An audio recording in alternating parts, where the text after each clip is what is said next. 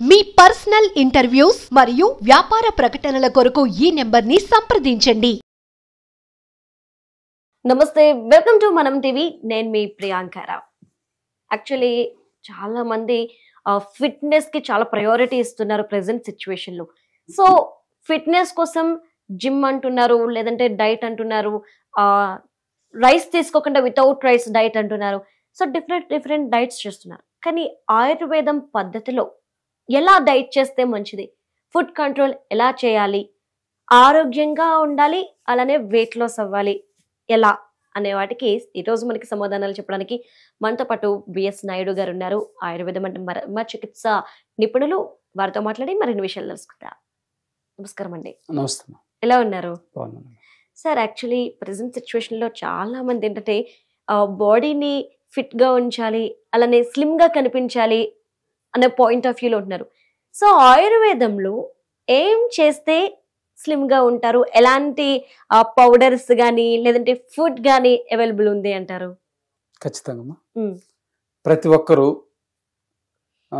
అంటే ఉపవాసాలుండి తగ్గిపోవాలి అని అనుకుంటారు. కొంతమంది రకరకాల డ్రింక్స్ తాగి తగ్గిపోవాలనుకుంటారు. తర్వాత ఈ ఆయుర్వేదంలో ఆహారం తీసుకుంటూ శ్రమ కూడా చేయాలి కొంత టైం. మరి గంటలు కాకుండా, అంటే అందరు బిజీలో ఉంటారు కాబట్టి మీరు 3 గంటలు చేయమంటే ఎవరు చేయరు కదా. జస్ట్ ఒక 30 మినిట్స్ నుంచి 1 అవర్ వరకు 1 అవర్ వరకు చేస్తూ, అవి ముఖ్యంగా మనకు అబ్డామిన్ మీద పడేటటువంటి వర్కౌట్సే చేయాలి. చేస్తూ ఫుడ్ ఏదైతే తీసుకోవాలో చెప్తాను. దానికంటే ముందు పగులు నిద్రపోవద్దు. ఎవరైతే పగులు నిద్రపోతారో వారి బరువు తగ్గనే తగ్గదు. బరువు తగ్గాలనుకునే వాళ్ళు సేమ్ థింగ్, నైట్ మేల్కోవద్దు. ఓకేనా? దీంతో పాటు అతి ముఖ్యమైనటువంటి విషయం ఏంటంటే అందరూ గమనించాలి, మోషన్ ఫ్రీ కాకుండా, మోషన్ అంటే పొట్ట శుభ్రం కాకుండా ఎవరు బరువు తగ్గరు. ఇది చాలా ముఖ్యమైనది. అంటే ఫైబర్ ఫుడ్ ఎక్కువ తీసుకోవాలి, వెజిటబుల్స్ కూడా ఎక్కువ తీసుకోవాలి.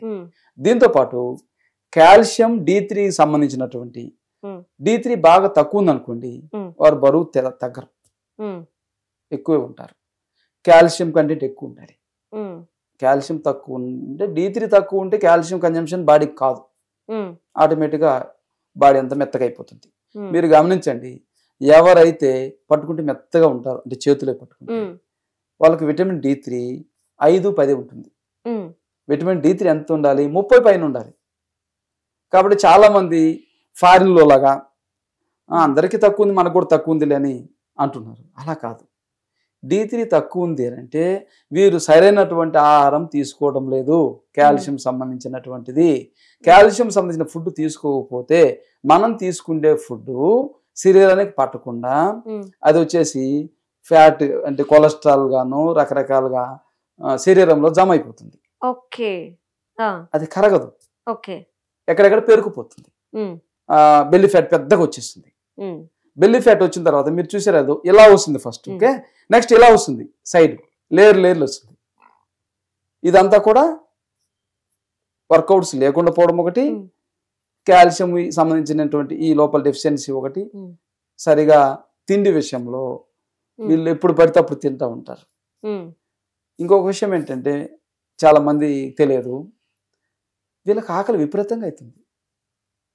కొన్ని రోజులు అలా అయిపోయి వర్కౌట్ చేయకుండా ఓన్లీ తిని నిద్రపోతారు చూడండి, వాళ్ళు కంట్రోల్ చేసుకోలేరు.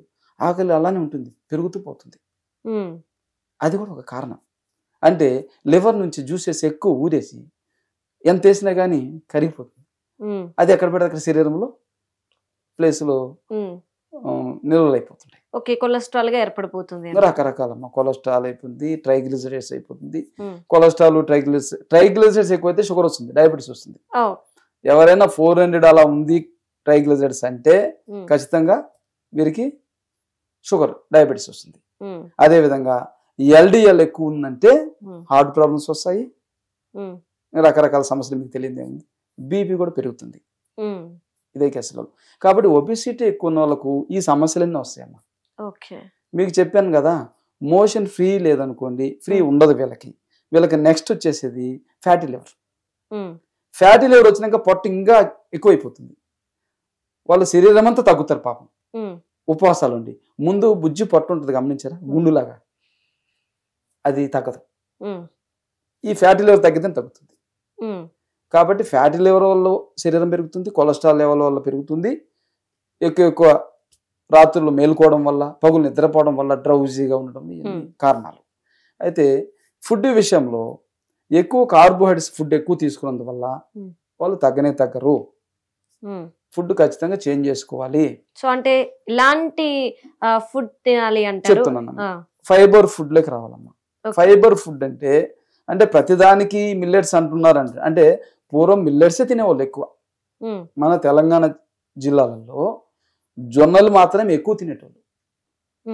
ఒక జొన్నలు ఫుడ్ తినే, వేరే ఏం లేకుండా పప్పు కొంచెము, జొన్నలు, మిల్క్ ప్రోడక్ట్స్ ఉంటాయి కదా, పెరుగు, అవి తినేసేసి ఒక్కొక్కరు 8 మంది పిల్లలను కూడా సంతానం కలిగిన వాళ్ళు ఉన్నారు.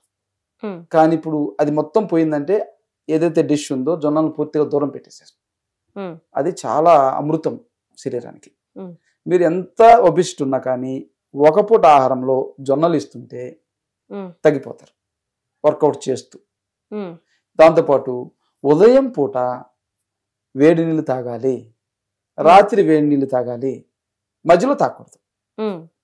ఇది కూడా ఖచ్చితంగా వాళ్ళు పాలించాలి. ఈ విధంగా అలా చేయకపోతే తగ్గరు. మధ్యలో వేడి నీళ్ళు తాగుతారు చాలా మంది, దానివల్ల అసిడిటీ పెరుగుతుంది. అలా కాకుండా ఉదయం 6 గంటల వరకు తాగొచ్చు, 6-7 గంటల వరకు, రాత్రి 6 నుంచి నైట్ అంతా ఎన్నిసార్లు వాటర్ తీసుకున్నా వేడి నీళ్ళు తాగాలి, గోరువెచ్చని నీళ్ళు. దానివల్ల బర్న్ అయిపోతుంది ఫ్యాట్ పూర్తిగా. ఇప్పుడు చెప్పాను మీకు జొన్నలు ఒకటి, నెక్స్ట్ జొన్నలేనా ఇంకేమైనా తీసుకోకూడదా? ఇప్పుడు రైస్ చెప్పాను చూడండి, ఏదైతే ఫైబర్ రైస్, దేశీ రైస్ చెప్పాను చూడండి, అవి వచ్చేసి అన్నం రూపంలో తీసుకోవచ్చు, లేదు టిఫిన్ రూపంలో తీసుకోవచ్చు, ఏ విధంగానే తీసుకోవచ్చు. ఇవి 2 అయిపోయినాయమ్మా. మధ్యాహ్నం జొన్నల రూపంలో తీసుకొని రాత్రి ఆ రైస్ 6 గంటలప్పుడు తొందరగా తీసుకోవాలి.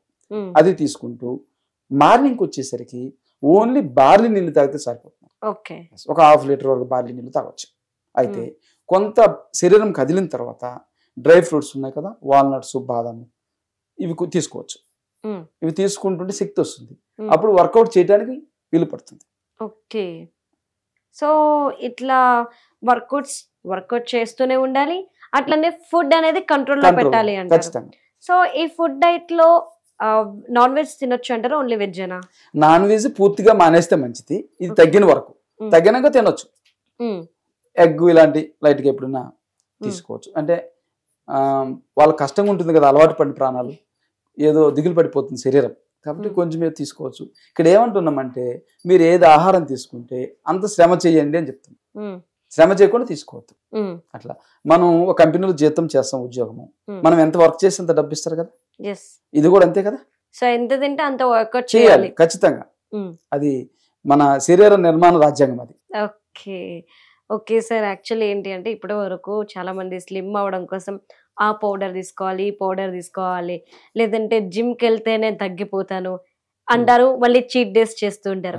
సో ఫుడ్ ని ఎలా కంట్రోల్లో పెట్టుకోవాలి, అలానే ఫైబర్ ఉన్న ఫుడ్ ని ఎంత క్వాంటిటీలో తీసుకోవాలనే విషయాలు మాకు చాలా చక్కగా చెప్పారు. యాక్చువల్లీ ఈ వీడియో చాలా మందికి ఉపయోగపడుతుంది. స్లిమ్ అవ్వాలి అనుకునే వాళ్ళకి ఇంట్లోనే చిన్నపాటి చిట్కాలు ఉన్నాయి. So right, thank you so much sir. నమస్తే.